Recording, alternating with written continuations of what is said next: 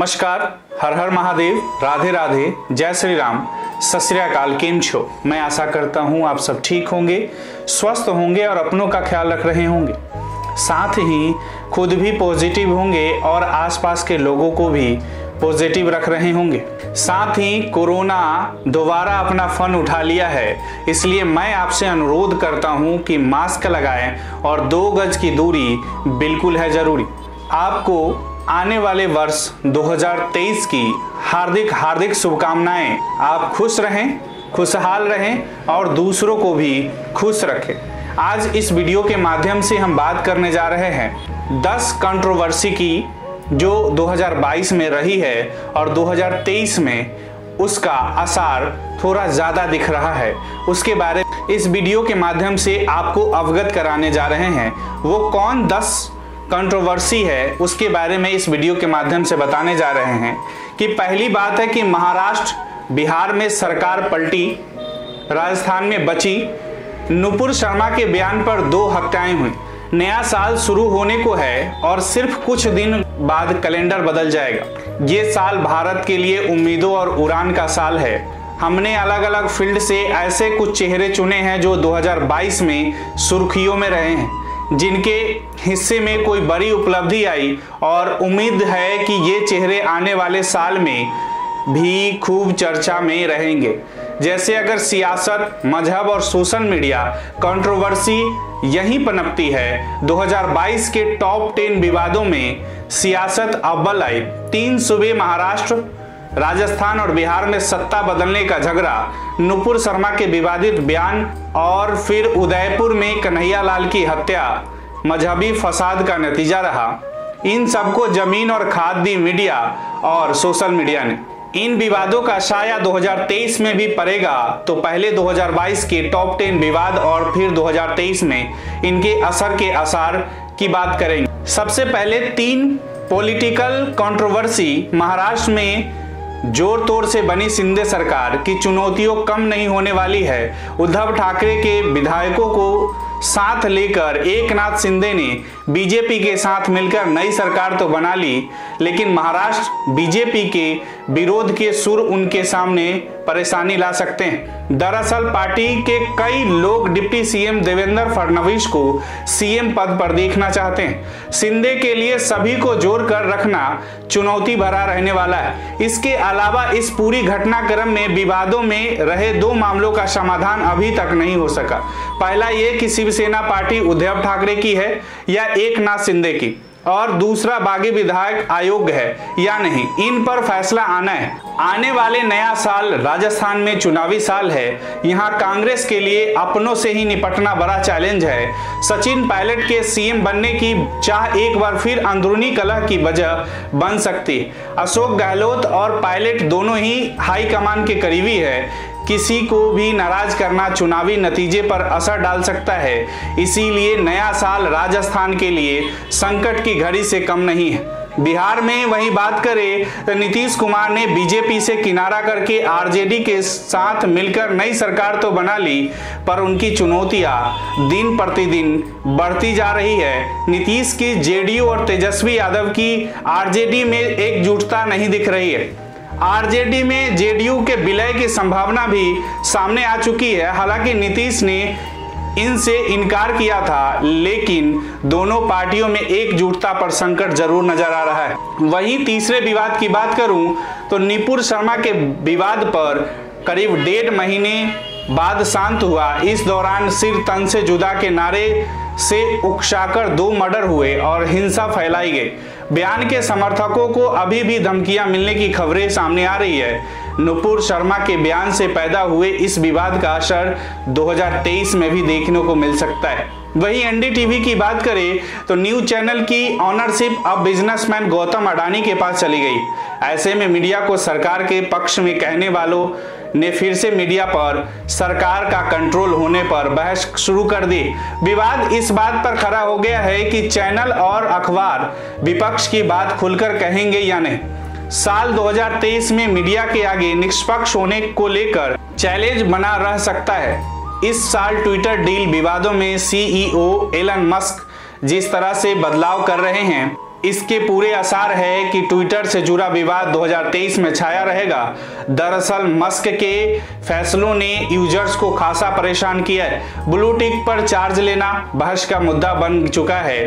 Pathan film में बेशरम गाने में शाहरुख खान और दीपिका पादुकोण का पहनावा विवादों में। धार्मिक संगठनों का कहना है कि गाने में एक्ट्रेस पहने हुए कपड़ों का रंग धर्म विशेष से जुड़ा है। गाने से इन दृश्यों को हटाया जाना चाहिए। ऐसे में दीपिका की भगवा बिकिनी के विवाद का असर होना तय माना जा रहा है। फिल्म मेकर विवेक अग्निहोत्री की फिल्म द कश्मीर फाइल्स विवादों में रही। बॉयकॉट बॉलीवुड की आवाज उठने लगी है। जब भी कश्मीर या कश्मीर फाइल्स मूवी की बात हुई तो इस तरह की फिल्मों को बॉयकॉट करने पर बहस शुरू हो गई। यह ट्रेंड अभी भी जारी है जो नए साल में देखने को मिल सकता है। साल 2022 में एक्ट्रेस जैकलीन फर्नांडिस का नाम ठग सुकेश चंद्रशेखर के साथ जबरन वसूली के मामले में सामने आया। 2023 में जैकलीन की मुसीबतें कम होती नहीं दिख रही है क्योंकि कोर्ट में यह मामला अभी भी चल रहा है। इस फ्रॉड केस में जैकलीन को कई बार कोर्ट के चक्कर लगाने पड़े हैं। उनके अलावा नोरा फतेही, जाह्नवी कपूर, सारा अली खान, भूमि पेडनेकर के नाम से केस से जोड़े गए हैं। अग्निपथ स्कीम को लेकर साल 2023 में भी विवाद होना लगभग तय है। आंदोलन खत्म होने के बाद भी जब इस स्कीम के तहत भर्तियां निकल रही हैं तब भी यह चर्चा हो रही है कि 4 साल की नौकरी के बाद युवा क्या करेंगे। 2022 की तरह साल 2023 में भर्तियां आनी हैं, इसी वजह से विवाद बढ़ सकता है। 2022 में टाइम मैगजीन ने आकाश अंबानी को दुनिया के 100 इमर्जिंग लीडर्स में चुना है। इस लिस्ट में वे इकलौते भारतीय थे। रिलायंस के चेयरमैन मुकेश अंबानी के बेटे आकाश देश के सबसे बड़ी टेलीकॉम कंपनी जियो के चेयरमैन हैं और कंपनी के पास 42 करोड़ 60 लाख यूजर्स है। मुकेश अंबानी ने 2021 में पिता धीरूभाई अंबानी के जन्मदिन पर कहा था, मैं हर दिन रिलायंस के लिए बच्चों के जुनून और कमिटमेंट को महसूस कर सकता हूं। मैं उनमें वही आग और काबिलियत देखता हूं जो मेरे पिता के पास थी।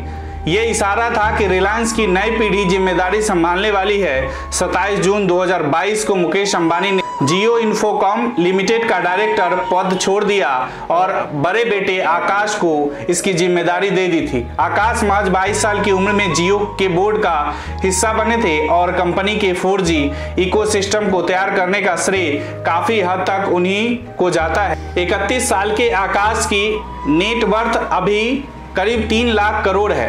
1 अक्टूबर को इंडिया मोबाइल कांग्रेस 2022 के एक इवेंट में मुकेश अंबानी ने कहा कि दिसंबर 2023 तक जियो की 5G सर्विस देश के हर शहर में होगी। इसके 4 दिन बाद 5 अक्टूबर को जियो ने दिल्ली, मुंबई, कोलकाता, चेन्नई और वाराणसी में 5G सर्विस की शुरुआत कर दी। जियो चेयरमैन बनने के बाद आकाश अंबानी का यह पहला बड़ा लॉन्चिंग इवेंट रहा। अगले 12 महीने में पूरे देश में 5G सर्विस का मुकेश अंबानी का वादा ही आकाश के लिए अगले साल का टारगेट है। 2022 में किसी भी बड़े क्रिकेटर से ज्यादा सूर्य कुमार यादव की बातें हुई।